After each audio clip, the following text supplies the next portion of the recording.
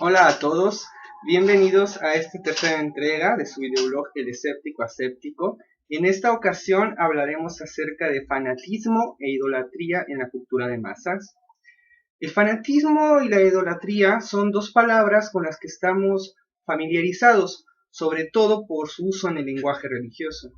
En las últimas décadas y todavía con mayor vigor en los últimos años, hemos visto surgir fenómenos de fanatismo religioso asociados con el terrorismo. Al mismo tiempo, cuando estudiamos con atención la forma en la que estos fanáticos justifican sus atroces acciones, los escuchamos pronunciar muchas veces la justificación de idólatras occidentales. En la presente entrega hablaremos acerca de 4 asuntos.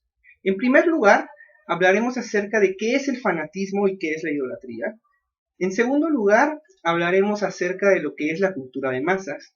En tercer lugar, trataremos de indagar en cómo se manifiestan tanto el fanatismo como la idolatría en la cultura de masas. Finalmente, trataremos de proponer algunas herramientas o instrumentos para evitar estas manifestaciones irracionales.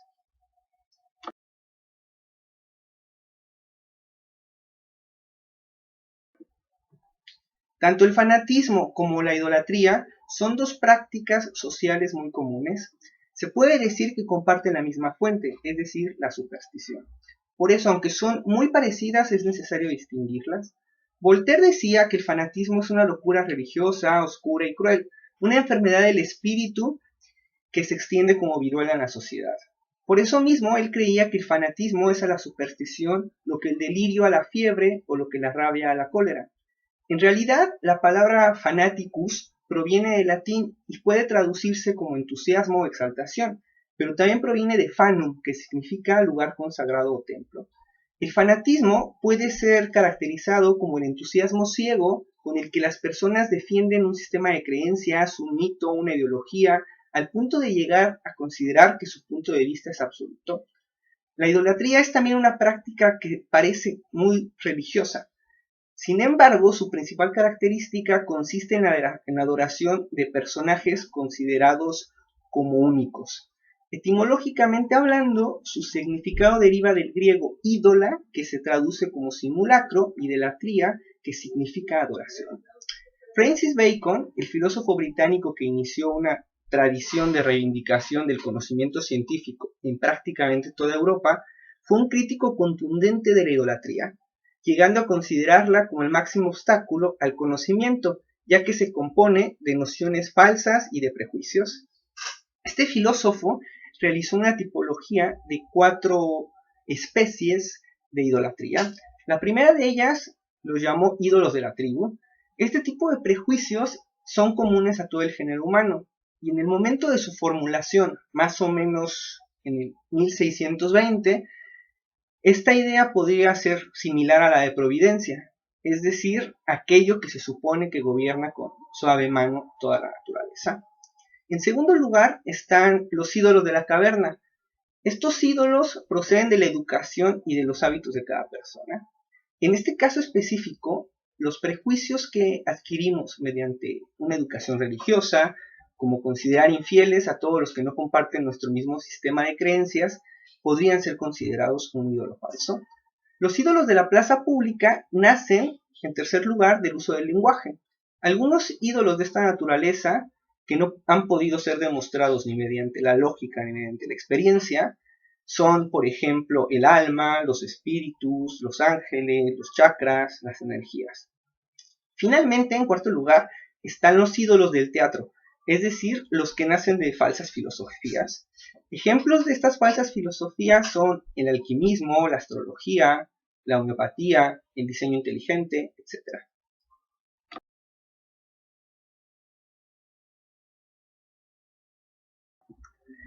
La cultura de masas es un tipo de socialización de la información y de formación educativa, cuyo origen se remonta a inicios del siglo XX.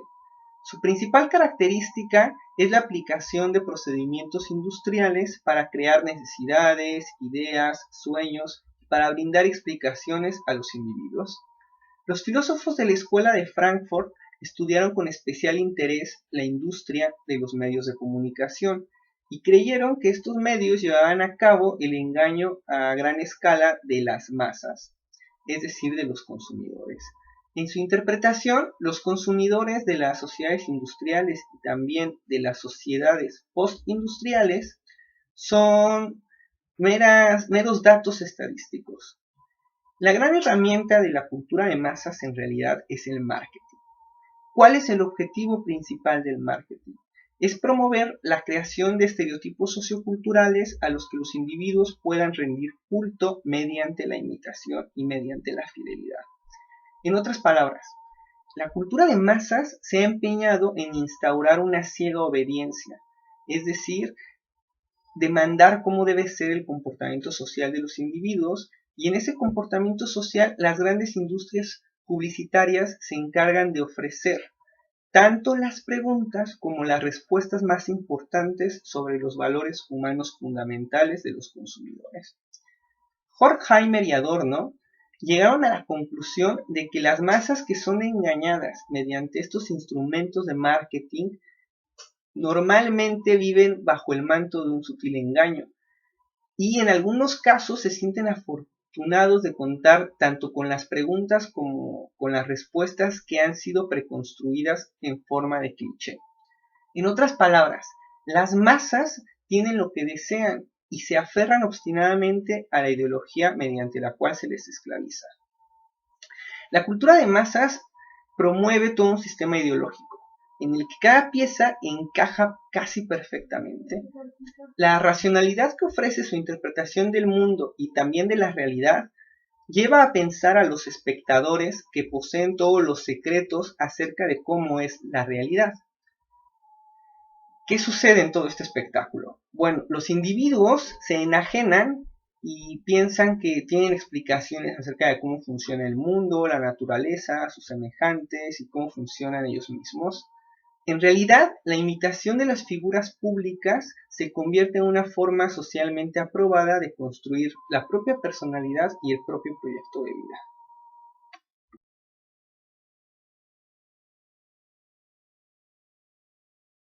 No era penal. No era penal. Esa madre no era penal. No era penal. No era penal. No era penal. Te lo juro, güey. Esa madre no era penal. Van a Twitter y que Justin lo vea. Justin, por favor, ven otra fecha. Está escuchando en esos momentos. Ok, que vengan. Estamos atoleadas. A mí me duele mucho el estómago. Esto va pura agua. Ya lo aguanto. Yo hago lo que está por ti, quedarme aquí. You can't escape from coming on the ground. And we shall meet you at the Hills of Derby. Cuauhtémoc Blanco, verdadero guerrero de las canchas, se enganchó en duelo violento con Anderson Lima, defensa amazónico. Ante la impotencia del marcador, Blanco soltó un codazo artero.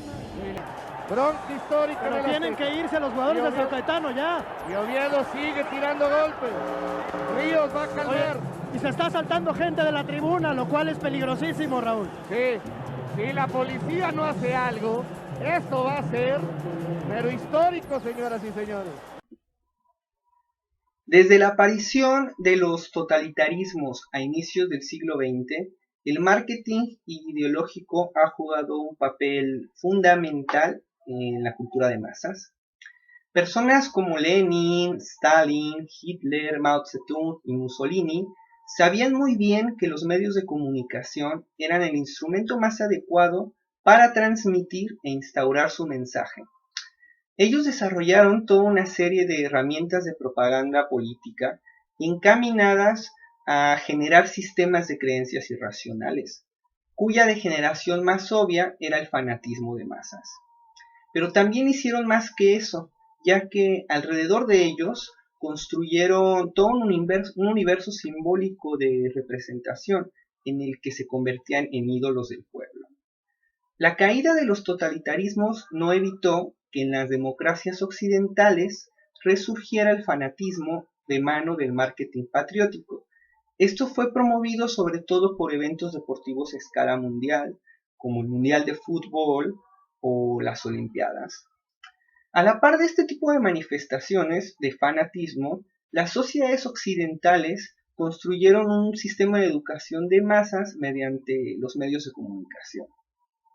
¿Qué hicieron estos medios de comunicación como la radio y la televisión? Bueno, pues promovieron la creación de un espacio público al que podemos llamar farandulocracia. En las sociedades más radicales como el Estado Islámico, vemos surgir un nuevo fenómeno de fanatismo e idolatría favorecido por el uso masivo de las más vanguardistas tecnologías. Estas nuevas manifestaciones de superstición medieval no son tan diferentes a las manifestaciones de superstición construidas por las sociedades occidentales. Su raíz sigue siendo la misma, la construcción de explicaciones irracionales y de estereotipos de fácil comprensión para las grandes masas. Hemos podido ver en los videos que he presentado al principio de esta parte del video, pues bueno, a un fanático de fútbol llorando dramáticamente porque el árbitro marcó un penal que para parecer no existía. Vemos también a una fan de Justin Bieber llorar desesperadamente porque el artista no viene a México. Vimos después cómo esta misma cultura de masas puede provocar actos fanáticos, como el caso del niño que sacrifica a un preso, y también, bueno, las peleas o riñas que se han dado en el caso del fútbol mexicano. Todos ellos son manifestaciones de fanatismo y de idolatría.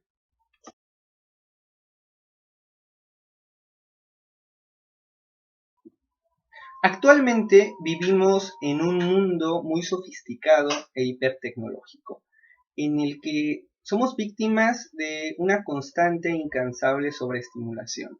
Todo el tiempo somos receptores de mensajes, ya sea a través de imágenes, sonidos, colores, olores, sensaciones, etc. De hecho, nuestra capacidad biológica para asimilar toda esta información ha sido superada por las herramientas del marketing y la cultura de masas. La herramienta que más puede ayudarnos a combatir tanto el fanatismo como la idolatría es algo muy sencillo, nuestra razón, el uso del sentido común. Para que esto sea posible, es necesario que estemos dispuestos a realizar al menos 3 acciones. En primer lugar, debemos cuestionar la evidencia de la información que consumimos, ya sea en libros, en la televisión, en el internet, en cualquier fuente. En segundo lugar, debemos estar dispuestos a mantener una actitud mental abierta ante cualquier información que pueda modificar, ya sea ligeramente o ya sea profundamente, nuestro sistema de creencias actual. En tercer lugar, debemos evitar a toda costa defender cualquier sistema de creencias que no permita su autoperfección. Yo creo que cualquier sistema de creencias que nos incite a pretender que sabemos todo ciegamente y que nos disponga de mala manera hacia cualquier otra evidencia o punto de vista debe ser necesariamente falso, ya que está basado no en la información o en el raciocinio, ni siquiera en la lógica, está basado en la ignorancia de los creyentes, en la fe. Evitemos entonces adorar mitos, grandes relatos, grandes historias, y también evitemos adorar a los grandes personajes de la plaza pública. Por último, quisiera despedirme con una frase de Immanuel Kant, quien hablando acerca de la ilustración decía: la ilustración es la liberación del hombre de su inculpable incapacidad. La incapacidad significa la imposibilidad de servirse de su inteligencia sin la guía de otro. Decía también, sapere aude, ten el valor de servirte de tu propia razón. Muchas gracias.